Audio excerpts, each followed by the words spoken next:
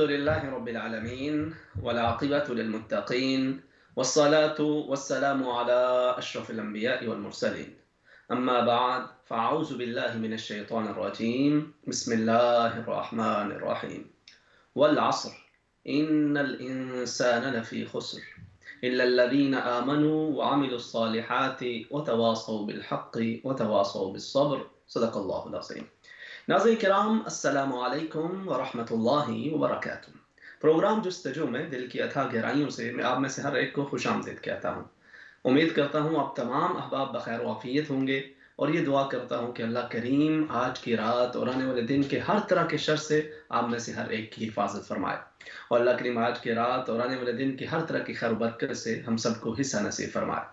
ہماری جو زندگی گزر چکی ہے اس میں ہونے والی خطاؤں کو اللہ رب العزت معاف فرمائے، اور آنے والی زندگی کے اندر ہر طرح کی آفات، مشکلات، مصیبتوں، محتاجیوں اور بے سکونیوں سے بچا کر اللہ رب العزت خیر و عافیت، صحت، تندرستی، سلامتی کے ساتھ ہمیں اپنے اور اپنے حبیب کریم صلی اللہ علیہ وسلم کے راستے پہ چلنا نصیب فرمائے۔ ناظرین کرام، سال ذی الحج کے اوپر ہجری سال کا اختتام ہوتا ہے اور ایک اور سال اپنے اختتام کے اوپر آ پہنچا ہے، اور بالکل یہ اس کے آخری 8-10 دن جو باقی ہیں، جب عیسوی سال کا اختتام ہو رہا ہوتا ہے تو پوری دنیا کے اندر میڈیا کے حوالے سے مختلف اس طرح کی کمپینز چلتی ہیں کہ جس کا ایک پورا انوائرمنٹ ایسا بنا ہوتا ہے کہ لوگ، ہر بچے کو بھی پتہ ہوتا ہے کہ جی سال ختم ہو رہا ہے، نیا سال شروع ہونے جا رہا ہے، اور پھر اس کے حوالے سے مختلف پلاننگز ہو رہی ہوتی ہیں۔ بطور مسلمان ہماری یہ ذمہ داری ہے کہ جو ہجری سال جس کا باقاعدہ اہتمام کیا گیا، ہم اس کو فراموش قطعاً بالکل ہی یکسر اسے فراموش نہ کر دیں، بلکہ اس کے حوالے سے بھی ہمیں اپنا اہتمام کرتے رہنا چاہیے، اور جو دنیا کے تقاضے ہیں ان کو سامنے رکھتے ہوئے اور ان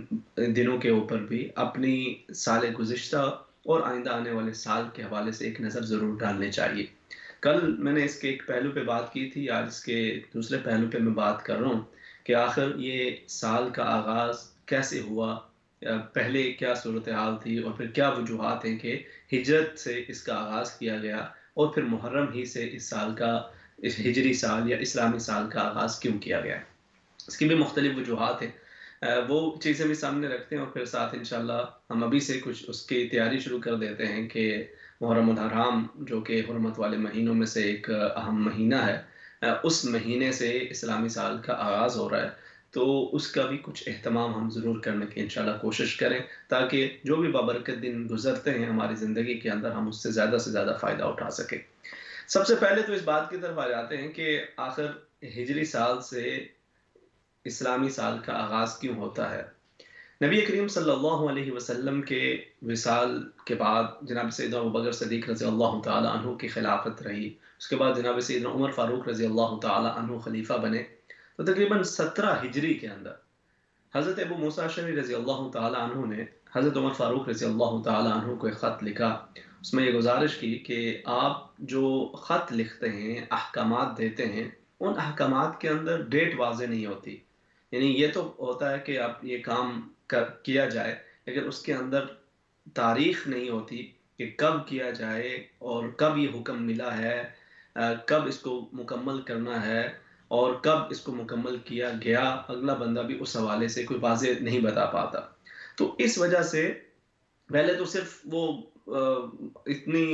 تاریخ لکھنے کا دستور بھی نہیں تھا، اور جو دیگر کمیونٹیز کے اندر بھی مسلمانوں سے قبل جو عرب کے اندر صرف وہ مہینوں کے حوالے سے بھی اگر کچھ لکھا جاتا تھا، سالوں کا اتنا اہتمام نہیں کیا جاتا تھا۔ تو جب حضرت ابو موسیٰ اشعری رضی اللہ تعالی عنہ نے یہ خط لکھا تو حضرت عمر فاروق رضی اللہ تعالی عنہ کو ان کا یہ مشورہ بڑا پسند آیا، تو آپ نے مجلس شورا کے اندر یہ بات رکھی کہ ہمیں اس بات کا اہتمام کرنا ہے، ایک سال کا، مہینوں کا ایک باقاعدہ ایک سلسلہ اس کا اہتمام کرنا ہے، تو اس کے حوالے سے کہاں سے ابتدا کی جائے، کہاں سے آغاز کیا جائے، ہم اپنے اسلامی سال کا آغاز کہاں سے کریں۔ تو اب اس پہ مجلس شورا کے اندر مختلف مشورے سامنے آئے۔ کچھ صحابہ کرام رضوان اللہ تعالی علیہم اجمعین کی رائے تھی کہ نبی کریم صلی اللہ علیہ وسلم کی ولادت بابرکت جس سال ہوئی اس سال سے اس کا آغاز کر دیا جائے۔ کچھ صحابہ کرام رضوان اللہ تعالی علیہم اجمعین نے یہ اظہار خیال کیا کہ نبی کریم صلی اللہ علیہ وسلم کی بعثت مبارکہ کا جو سال ہے اس سے سال کی آغاز کیا جائے اور سال کی ابتدا کی جائے، یعنی وہاں سے ہم اپنے سالوں کا سلسلہ شروع کریں کہ نبی کریم صلی اللہ علیہ وسلم کی جب بعثت ہوئی وہ پہلا سال اور پھر دوسرا سال اور تیسرا سال، وہاں سے اس طرح سے ہمارے معاملات چلتے رہے اور ہم اس کو آگے بڑھاتے رہیں۔ پھر کچھ اور صحابہ کرام رضوان اللہ تعالی علیہم اجمعین، ان میں سے یہ مشورہ بھی سامنے آیا کہ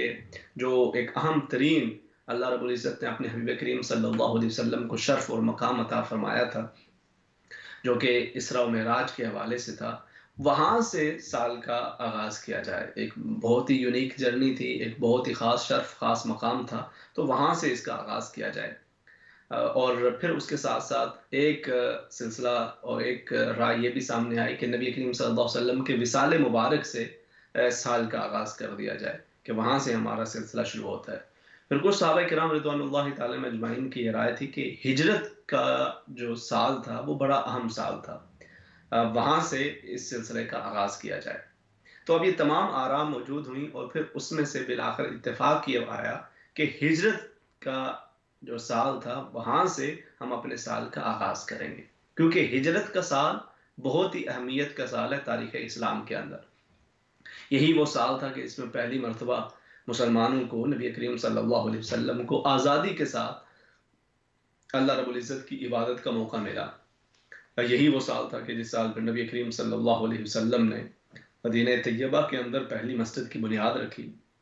یہی وہ سال تھا کہ جہاں سے نبی کریم صلی اللہ علیہ وسلم تشریف پہ لے کے آپ کی جو دعوت کا جو سلسلہ تھا اس کے اندر اضافہ ہوتا چلا گیا، اور مسلمانوں کی شان و شوکت اور مسلمانوں کے ایک مقام و مرتبہ کے اندر اضافہ ہوتا چلا گیا۔ تو یہ سال بڑا ایک ٹرننگ پوائنٹ تھا، تو کہا گیا کہ وہاں سے انشاءاللہ اس کا آغاز کیا جائے۔ تو پھر اسی کو اختیار کیا گیا، اور اسی وجہ سے آج جب ہم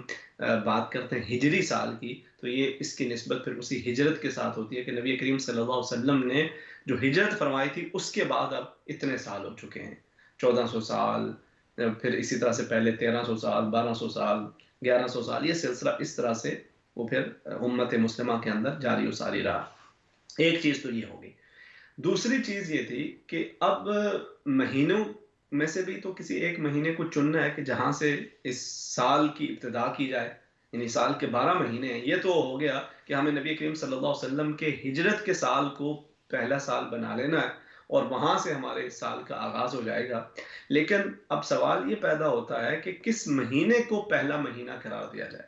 تو اس میں پھر مختلف آراء ہیں۔ اس میں ایک اہم رائے یہ تھی کہ رمضان المبارک کو ابتداءً رکھ دیا جائے، کیونکہ یہ سب سے افضل ترین مہینہ کہ جس کے اندر قرآن حکیم کا نزول ہوا، جس کے اندر رب تعالیٰ کی رحمتوں برکتوں کا نزول ہوتا ہے، اس کی رحمت، اس کا کرم و فضل اپنے جوبن پہ ہوتا ہے، تو وہاں سے اس کا آغاز کیا جائے اور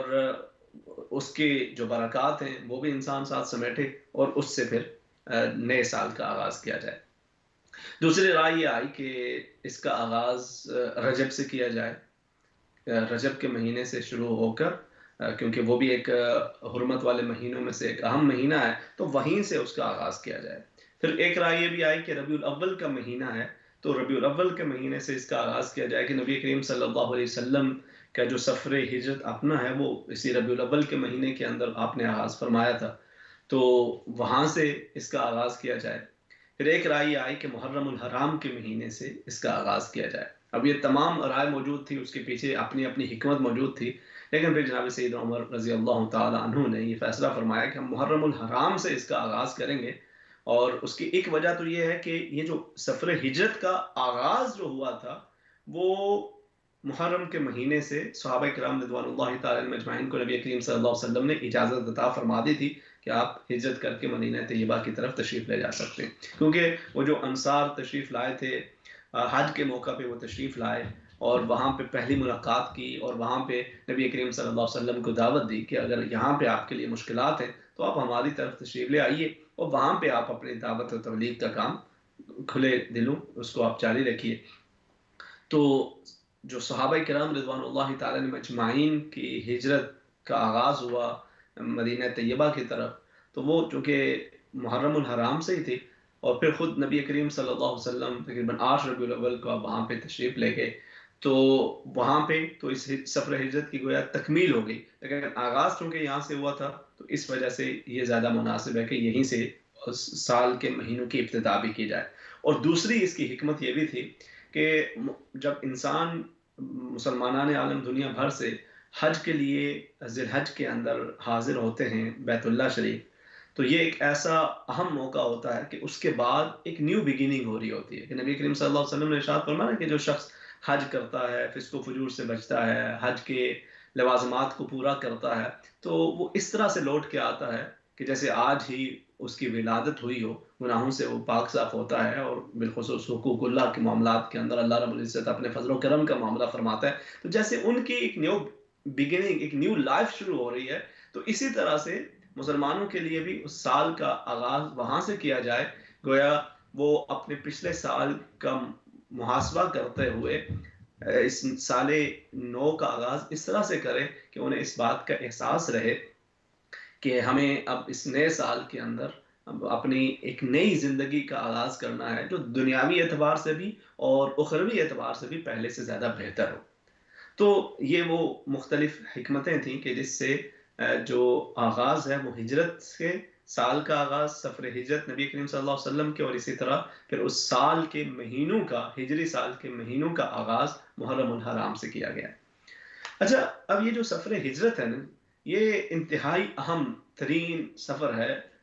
انسانیت کی تاریخ کے اندر، اور بالخصوص تاریخ اسلام کے اندر۔ یہ آسان نہیں تھا۔ نبی کریم صلی اللہ علیہ وسلم کو مکہ مکرمہ چھوڑ کے مدینہ طیبہ کی طرف تشریف لے جانا آسان نہیں تھا۔ ہمارے یہاں بسا اوقات کچھ ذہنوں کے اندر یہ سوال پیدا ہوتا ہے کہ آپ اس جگہ پہ رہ سکتے ہیں کہ نہیں، کہ جہاں پہ غیر شرعی احکامات چل رہے ہوں یا خلاف شرع امور سر عام ہوں، تو وہاں پہ انسان رہ سکتا ہے یا نہیں۔ جیسے بہت سارے غیر مسلم ممالک کے اندر لوگ موجود ہوتے ہیں، تو ذہنوں کے اندر یہ چیز آتی ہے، کئی لوگ یہ کہتے ہیں کہ جی آپ وہاں پہ نہیں رہ سکتے، اجازت نہیں ہوتی، منع ہے اور حرام ہے ابھی۔ اچھا دیکھیں، یہاں پہ اب نبی کریم صلی اللہ علیہ وسلم مکہ مکرمہ کے اندر آپ 10 سال تشریف فرما رہے ہیں، اور ان 10 سالوں کے اندر کیا سلسلہ تھا کہ بیت اللہ شریف کے اندر بت رکھے ہوئے تھے اور ان کی پوجا کی جا رہی تھی۔ آپ اندازہ کیجئے کہ جو عبادت کا محور و مرکز ہے وہاں پر بھی یہ عالم چل رہا تھا، لیکن اس کے باوجود نبی کریم صلی اللہ علیہ وسلم نے ہجرت نہیں فرمائی۔ ہجرت کب کی گئی، ہجرت کی طرف کب سوچا گیا؟ کہ جب وہاں پر اللہ کا نام لینا مشکل ہو گیا، جب وہاں پر عبادت کو ناممکن بنا دیا گیا، جب وہاں پر اللہ رب العزت کا نام لینا مشکل بنا دیا گیا، اور مسلمانوں کے اوپر، صحابہ کرام رضوان اللہ تعالی اجمعین کے اوپر شدید ظلم و ستم کیا جاتا، ان کی عبادت کرنے پر، خدا کا نام لینے پر، نبی کریم صلی اللہ علیہ وسلم کی غلامی اختیار کرنے پر جب ظلم و ستم کیے جاتے، جب ایک صحابیہ کو شہید کر دیا گیا، جب یہ ظلم و ستم بڑھتے گئے، زود و کوب کیا جا رہا تھا، مارا پیٹا جا رہا تھا، اور بالآخر اب یہ طے کر لیا گیا کہ معاذ اللہ نبی کریم صلی اللہ علیہ وسلم کو شہید کر دیا جائے، تو صحابہ کرام رضوان اللہ تعالی اجمعین کو اللہ رب العزت کے حکم سے نبی کریم صلی اللہ علیہ وسلم نے ہجرت کی اجازت مرحمت فرمائی، وہ چاہے وہ پہلی ہجرت تھی حبشہ کی طرف یا پھر بعد میں مدینہ طیبہ کی طرف جو ہجرت ہوئی۔ اب نبی کریم صلی اللہ علیہ وسلم کا وہ سفر ہجرت بھی ایک عجب اپنے کیفیات رکھتا ہے اپنے اندر، کہ نبی کریم صلی اللہ علیہ وسلم اس حالت کے اندر بھی کہ جب وہ لوگ جو آپ کے خون کے پیاسے ہو چکے ہیں، جو آپ کو شدید اذیت پہنچاتے رہے پچھلے 10 برسوں کے اندر، اس کے باوجود ان کی امانتیں آپ کے پاس موجود ہیں، تو آپ جاتے ہوئے، ہمارے یہاں بسا اوقات یہ بھی ایک سوچ ہوتی ہے نا کہ جی آپ چلے مسلمانوں کے ساتھ دھوکہ نہ کریں، لیکن جب آپ غیر مسلم ممالک کے اندر رہتے ہیں تو غیر مسلموں کے ساتھ آپ لین دین کے معاملات کے اندر کوئی دھوکہ دے کر بھی لیں، کوئی ان کو ادھر ادھر سے کچھ دھوکہ دے بھی دیں، تو اس میں کوئی حرج نہیں ہے۔ ایک مسلمان کا یہ رویہ نہیں ہوتا، ایک مسلمان کی یہ سوچ نہیں ہوتی، کیونکہ نبی کریم صلی اللہ علیہ وسلم تو ان لوگوں کے ساتھ رہے نا کہ جنہوں نے آپ پہ ظلم و ستم بھی کیے، آپ کو تکالیف بھی پہنچائی، اب وہاں سے ہجرت کرتے ہوئے بھی نبی کریم صلی اللہ علیہ وسلم کو اس چیز کا احساس ہے، اس چیز کا خیال ہے کہ ان کی امانتیں واپس لوٹا دی جائیں۔ یہ بڑا جواز اگر ہم سوچیں اپنے عقل کے پیمانے سامنے رکھتے ہوئے، تو بڑی آسانی سے جواز ہے، انہوں نے اتنا ظلم و ستم کیا ہے، یہ اتنا سارا سونا ہے، اتنے چاندی ہے، اتنے یہ درہم دینار ہیں، ان کو لے کے ان پہ نہ خرچ کیا جائے، کہ ان فیملیز پہ کہ جن کو ظلم و ستم کیا گیا، جن کے مال کو یہاں پہ لوٹ لیا گیا، جن کو یہاں پہ رکھ لیا گیا، تو ان کو جا کے دیا جائے کہ آپ اس کو استعمال کر لیں۔ نہیں، امانت اور دیانت کا یہ تقاضا نہیں۔ تو نبی کریم صلی اللہ علیہ وسلم تو صادق و امین ہے، سعادت کے اندر بھی آپ کو اس چیز کا احساس ہے کہ جن کی امانتیں ہیں ان کو ان کی امانتیں لوٹائی جائیں۔ جناب سیدنا علی مرزا رضی اللہ تعالیٰ عنہ کی یہ ذمہ داری لگائی گئی، اور آپ کو نبی کریم صلی اللہ علیہ وسلم نے اپنے بستر پہ لٹا دیا۔ باہر وہ تمام لوگ، مختلف قبائل کے سردار تلواریں لیے کھڑے ہیں، اور اللہ رب العزت وہ علی کل شیء قدیر ہے، اور جب انسان کو بچانا چاہتا ہے تو کوئی اسے نقصان نہیں پہنچا سکتا۔ آپ ان کے درمیان سے گزر کے تشریف لے جاتے ہیں اور انہیں خبر تک نہیں ہوتی۔ اور پھر نبی کریم صلی اللہ علیہ وسلم کے اس سفر مبارک کے اندر مختلف معجزات، مختلف ایسے معجزات کا بھی ظہور ہوا کہ جس کے اندر حضرت ابوبکر صدیق رضی اللہ تعالی عنہ کے اس جالے کا واقعہ ہو جو غار کے اندر لگ دیا گیا، حضرت ابوبکر صدیق رضی اللہ تعالیٰ عنہ کی جو محبت کا عنصر ہے وہ بھی اس کے اندر نظر آتا ہے۔ جو معجزات میں سے ایک تو یہ کہ جو حضور وہاں سے تشریف لے کے، اسی طرح سے جو سراقہ بن مالک ان کا جو واقعہ ملتا ہے، اور پھر یہ دونوں پہلو بھی ہیں، اس پہ بھی میں ذرا ساتھ ساتھ کچھ عرض کرتا ہوں، مگر اس کے ساتھ ساتھ یہ جو اس کے اندر ایک اور عنصر، ایک اور پہلو جو حضرت ابوبکر صدیق رضی اللہ تعالیٰ عنہ کی محبت کا ہے، یہ بھی بڑا دلچسپ ہے، بڑا خوبصورت ہے کہ انسان کو اپنی جان بڑی پیاری ہوتی ہے، لیکن حضرت ابوبکر صدیق رضی اللہ تعالیٰ عنہ اس سفر کے دوران کبھی بھاگ کے دائیں طرف جا رہے ہیں، کبھی بائیں طرف جا رہے ہیں، کبھی سامنے کبھی پیچھے۔ تو نبی کریم صلی اللہ علیہ وسلم نے پوچھا کہ اے ابوبکر یہ کیا ماجرا ہے؟ تو عرض کی یا رسول اللہ صلی اللہ علیہ وسلم، مجھے کبھی یہ خیال آتا ہے کہ کہیں پر کوئی دائیں طرف سے آ کے آپ کو نا اذیت پہنچا دے تو میں بھاگ کے دائیں طرف آ جاتا ہوں، کبھی خیال یہ آتا ہے کہ کوئی بائیں طرف سے آپ کو زد نہ پہنچا دے تو بھاگ کے بائیں طرف آ جاتا ہوں، کبھی سامنے سے خطرے کا خیال محسوس ہوتا ہے تو کبھی پیچھے سے کسی تکلیف کی آمد کا احساس دل میں پیدا ہوتا ہے تو بھاگ کے ادھر چلا جاتا ہوں کہ کہیں سے آپ کو کوئی تکلیف نہ پہنچے، کہیں سے آپ کو کوئی زخم نہ لگے، کہیں سے آپ کو کوئی تکلیف نہ پہنچا سکے۔ اس محبت کے ساتھ، اس عقیدت کے ساتھ حضرت ابوبکر صدیق رضی اللہ تعالی عنہ نبی کریم صلی اللہ علیہ وسلم کے ساتھ جب غار طور پہنچ جاتے ہیں تو وہ بھی پیچھے تلاش کرتے کرتے غار کے دہانے پہ آ پہنچے ہیں۔ اب حضرت ابوبکر صدیق رضی اللہ تعالیٰ عنہ نے عرض کیا کہ یا رسول اللہ صلی اللہ علیہ وسلم وہ تو سامنے آ چکے، لیکن اللہ رب العزت کے حبیب کریم صلی اللہ علیہ وسلم نے ارشاد فرمایا لا تحزن ان اللہ معنا، اے ابوبکر رضی اللہ اذ یقول لصاحبہ لا تحزن ان اللہ معنا، یہ صاحب کا لفظ قرآن حکیم کے اندر صرف جناب ابوبکر صدیق رضی اللہ تعالیٰ عنہ کے لیے استعمال ہوا۔ حضرت ابوبکر صدیق رضی اللہ تعالیٰ عنہ کی صحابیت ایک اس طرح سے بھی قرآن حکیم کے اندر اللہ رب العزت نے اس کا ذکر کر دیا کہ نبی کریم صلی اللہ علیہ وسلم نے اپنے صاحب سے یہ ارشاد فرمایا کہ آپ غم نہ کیجیے، بے شک اللہ رب العزت ہمارے ساتھ ہے۔ اور پھر اللہ رب العزت نے ان کی حفاظت وہاں سے بھی فرمائی، بعد میں حضرت سراقہ رضی اللہ تعالیٰ عنہ نے پیچھا کیا تو اس کی بھی ان کی بھی شر سے اللہ رب العزت نے حفاظت فرمائی، اور نبی کریم صلی اللہ علیہ وسلم بخیر و عافیت مدینہ طیبہ تشریف لے جاتے ہیں، اور وہاں پہ جب آپ پہنچتے ہیں تو وہاں اب وہ تمام لوگ محبت کے ساتھ آپ کو ویلکم کرنے کے لیے، آپ کو استقبال کرنے کے لیے موجود ہیں۔ تو وہاں پہ جو پہلا پیغام نبی کریم صلی اللہ علیہ وسلم عطا فرماتے ہیں، یہ چیزیں بھی ہمیں اس سال ہجری کے اندر، یہ تمام چیزیں ہجرت کے اس سال کے آغاز سے ہمیں ذہن میں رکھنا چاہیے کہ اسلام ہم تک جو پہنچا ہے وہ بڑی قربانیوں سے پہنچا ہے۔ وہ نبی کریم صلی اللہ علیہ وسلم نے اپنے مبارک گھر کو، اپنے شہر کو، صحابہ کرام نے ظلم و ستم کو سہا اور اپنے گھروں سے بے گھر ہوئے، ہجرت اختیار کی، اور پھر یہ سلسلہ تاریخ انسانیت کے اندر مختلف مصائب و آلام کا چلتا رہا تو یہ امانت آج ہم تک پہنچی ہے۔ اور پھر وہ جو پہلا میسج نبی کریم صلی اللہ علیہ وسلم نے وہاں پہ دیا وہ بھی ہمیں اس بات کا احساس دلاتا ہے کہ ایک مسلمان صرف اپنے لیے یا کوئی اپنی مخصوص کمیونٹی کے لیے نہیں سوچتا، بلکہ وہ انسانیت کے لیے سوچا کرتا ہے۔ حضرت عبداللہ بن سلام رضی اللہ تعالیٰ عنہ جو کہ اس وقت ابھی مسلمان نہیں ہوئے تھے، یہودی علماء و احبار میں آپ کے شمار ہوتا، بڑی معزز شخصیت کے طور پہ آپ کو دیکھا جاتا، تو کہا کہ میں نے یہ چاہا کہ میں بھی ذرا دیکھوں کہ یہ جو خود کو خدا کا نبی کہتے ہیں ان کی زندگی کیسی ہے۔ اور یہ کیا میسج لے کے آئے ہیں؟ کہتے ہیں جب میں پہنچا تو پہلی چیز تو جب میری نظر نبی کریم صلی اللہ علیہ وسلم کے چہرے انور پہ پڑی تو پہلی چیز تو میرے دل و دماغ کے اندر آئی وہ یہ تھی کہ ان وجہہ لیس بکذاب، کہ یہ کسی جھوٹے کا چہرہ نہیں ہو سکتا۔ اور پھر نبی کریم صلی اللہ علیہ وسلم نے وہاں پہ جو میسج دیا، جو پیغام دیا، وہ کیا تھا کہ اے لوگوں اطعموا الطعام، لوگوں کو کھانا کھلاؤ۔ یہ نبی کریم صلی اللہ علیہ وسلم اس چیز کو محسوس فرماتے ہیں، انسانیت کی خدمت کا وہ پہلا درس آپ وہاں پہ ارشاد فرما رہے ہیں کہ جو بھوکا ہے، جو ضرورت مند ہے، اسے کھانا کھلاؤ۔ اسی طرح سے فرمایا افش السلام، لوگوں کے اندر سلامتی کو عام کرو، سلام کو عام کرو۔ اور اسی طرح سے پھر تیسری جگہ پہ ساتھ ارشاد فرمایا کہ جب رات کو لوگ سوئے ہوئے ہوں تو اس وقت اللہ کے حضور جا کر عبادتیں کرو۔ ہمارا معاملہ تھوڑا سا سم ٹائم ذرا مختلف ہو جاتا ہے، ہم دن کو تو بڑی عبادات کر رہے ہوتے ہیں، ہم دن کو بڑے معزز و محترم بن کر بڑی عبادات کا اہتمام کر رہے ہوتے ہیں، رات کا معاملہ کچھ اور ہوتا ہے۔ اور جو لوگوں کو کھانا کھلانے یا ان کے لیے آسانیاں پہنچانے کی بات ہے، اس کے بجائے ہم ان کے لیے اذیت پہنچا رہے ہوتے ہیں۔ ہم اپنے ارد گرد دیکھیں، کسی دوسرے کو